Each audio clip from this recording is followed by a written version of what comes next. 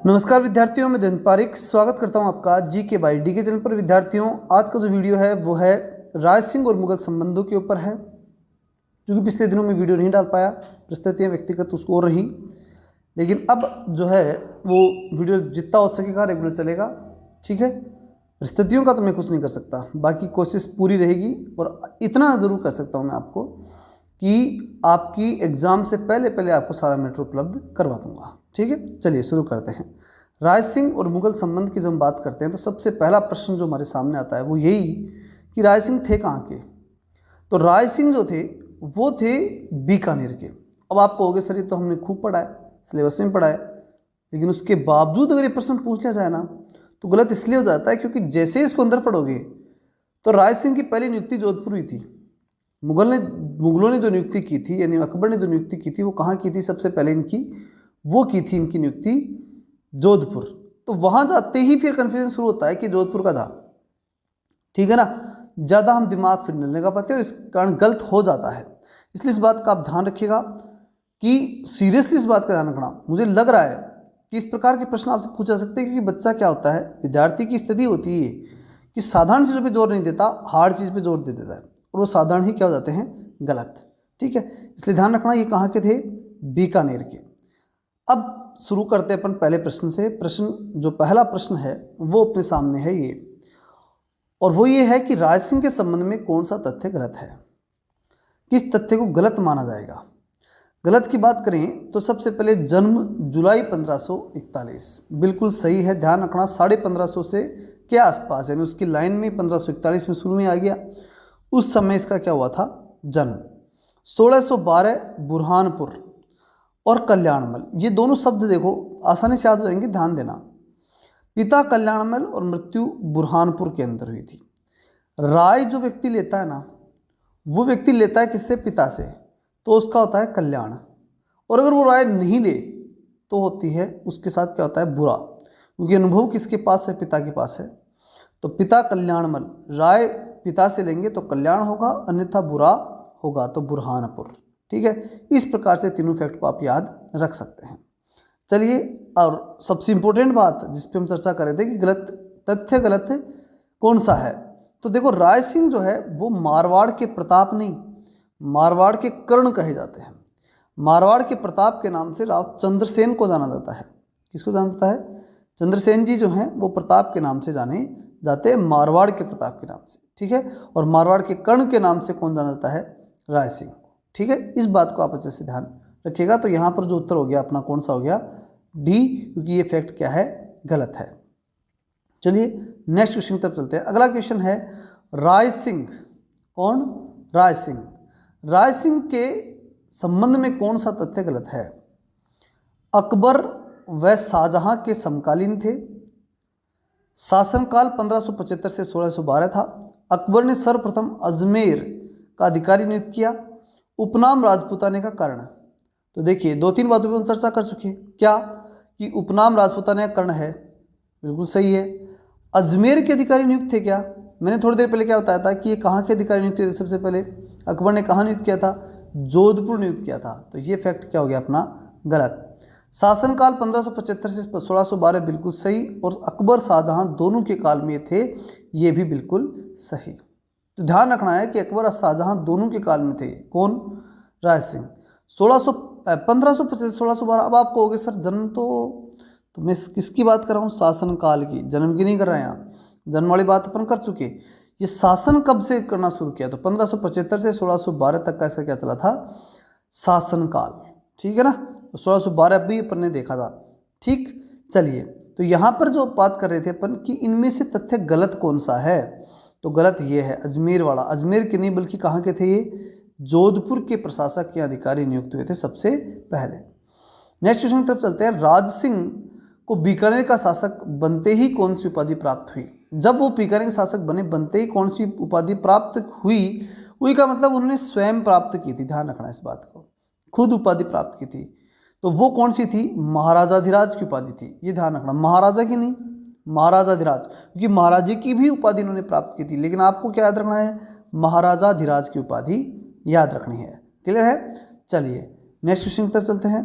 अगला क्वेश्चन है राज सिंह को अकबर ने कौन सी उपाधि प्रदान नहीं की। तो इनमें से ये प्रश्न उठता है कि कौन सी नहीं प्रदान की।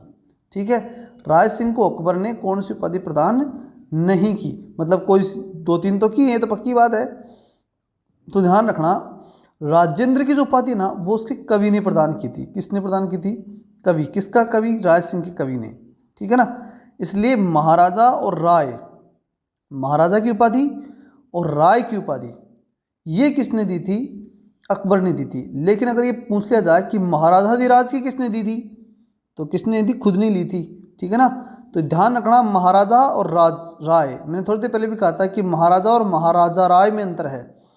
ठीक है ना, एक तो महाराजा में और एक महाराजाधिराज, इन दोनों में अंतर है। महाराजाधिराज उन्होंने स्वयं ली थी और महाराजा ने छोटी उपाधि तो अकबर ने दे दी, बड़ी खुद ले ली। समझ गए, ये याद रखना। और राजेंद्र की उपाधि किसने दी थी? उनके कवि ने। तो उपाधियों में से प्रश्न गलती नहीं होना चाहिए अब। ठीक है ना, इसके लिए मैंने क्वेश्चन 2 बना दिए। ठीक है, तो यहाँ प्रश्न क्लियर हो चुका होगा। ये तथ्य गलत है क्योंकि राजेंद्र की उपाधि उनके कवि ने उनको प्रदान की थी। चलिए नेक्स्ट क्वेश्चन आता है, अकबर ने 1593 में किसके विरुद्ध दानियाल के थट्टा अभियान में भेजा था? किसको? राय सिंह को भेजा था। सीधी सी बात, हम किसकी बात कर रहे हैं? राय सिंह की ही बात करें ना। तो राय सिंह जी को किसके विरुद्ध? दानियाल के थट्टा, मतलब दानियाल के थट्टा अभियान के ऊपर जब भेजा था तो किस शासक के, किस व्यक्ति के विरुद्ध भेजा था? तो ध्यान रखना, आज का जो कलयुग का युग है ना, इसमें दान देना लेना सब क्या है, लोग बुराई बताते हैं। हालांकि देना चाहिए, मेरी राय तो ये है, जितना अगर हमारे पास एक्स्ट्रा है तो दे दो। ठीक है ना, कुछ नहीं है, हम ऊपर लेके जाने से रहे, जितना हमारे पास है वो अपने पास रखो और बाकी दे दो। जितना हो सकता है दान दे देना चाहिए, मेरा तो यही मानना है। बुरहानपुर या बोले तो बुरहान उल मुल्क, इसके विरुद्ध जो है दानियाल के थट्टा के अंदर अभियान निभाया राय सिंह ने। किसने? राय सिंह ने। तो बुरहानपुर याद रखना, बुरहान उल मुल्क, दान देना क्या है? बुरा है। ठीक है, ऐसे याद रख लेना, याद रखने के लिए है सिर्फ। ठीक है, देने के लिए मना ही नहीं किया मैंने। आगे, दत्तानी का युद्ध 1583 में, अच्छा ये ध्यान रखना एक प्रश्न इसमें देखो, 1593 मैंने पहले पढ़ा दिया, इसका मतलब ये नहीं है कि ये कुछ गलती नहीं है, ये प्रश्न पहले आ गया तो बता दिया, ऐसा इतना ही है इसमें। ठीक है, अब जो प्रश्न आ रहा है ना वो 1583 का आएगा। किसका आएगा? 1583 में जो युद्ध हुआ वो कौन सा हुआ? दत्तानी का। मतलब पहले दत्तानी का युद्ध हुआ, फिर दानियाल का युद्ध हुआ। पहले द फिर दा, ठीक, दत्तानी और दानियाल, याद रखना। 83 में दत्तानी का युद्ध हुआ था और उसमें राय सिंह ने किसके विरुद्ध लड़ाई लड़ी? दत्तानी के युद्ध में किसके साथ, किसके विरुद्ध लड़ी? तो बुरहान मुल्क, बुरहान का तो मैंने बता दिया, बुरा क्या है? दान हो गया।